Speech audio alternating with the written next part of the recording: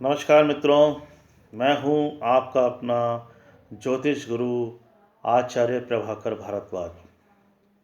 मित्रों, आज मैं आपको बताना चाहूँगा काल सर्प योग क्या होता है, क्यों इसका नाम काल सर्प योग रखा गया है।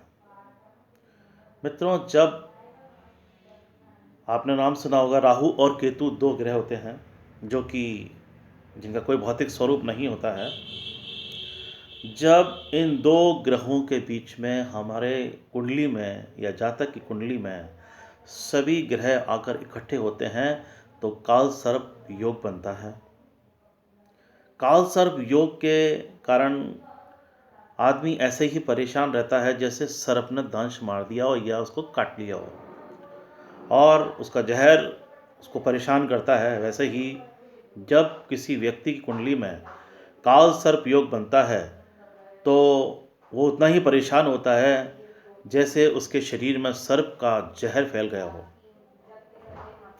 मित्रों, जब राहु और केतु दोनों के बीच सभी ग्रह इकट्ठे होते हैं तो काल सर्प योग बनता है और काल सर्प योग के कारण व्यक्ति को पैतृक संपत्ति में नुकसान होता है, भाई द्वारा संपत्ति हड़प ली जाती है या धोखा दिया जाता है या पार्टनर द्वारा धोखा दिया जाता है।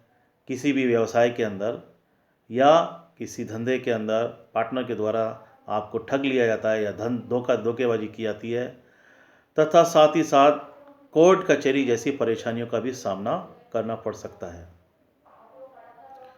मित्रों, अब मैं आपको बताना चाहूँगा काल सर्प योग से बचने के लिए क्या करना चाहिए। काल सर्प योग से बचने के लिए 9 नाग की पूजा की जाती है। ये पूजा ज़्यादातर उज्जैन के अंदर शिप्रा नदी के तट पर की जाती है और योग्य पंडितों के द्वारा कराई जाती है। यदि वास्तविकता में आपकी कुंडली में काल सर्प योग है तो इसकी सबसे बड़ी पहचान मैंने आपको बता दी है कि राहु और केतु के मध्य सभी ग्रहों का इकट्ठा होना इसके लिए आवश्यक है। अन्यथा किसी पंडित के द्वारा यदि आपको गुमराह किया जाता है तो आप खुद भी इसकी स्वयं जांच कर सकते हैं या पहचान कर सकते हैं कि आपके कुंडली में काल सर्प योग है या नहीं। कहीं ऐसा ही नहीं पैसे के लालच में आपसे किसी पंडित के द्वारा ठग लिया जाए या आपके पैसों को व्यर्थ ही नष्ट किया जाए आपको डरा धमका करके, तो ऐसा आप बच सकते हैं ताकि आप सचेत होकर के जो वास्तविकता में आपकी कुंडली में परेशानी है उसका निदान करवा सकते हैं।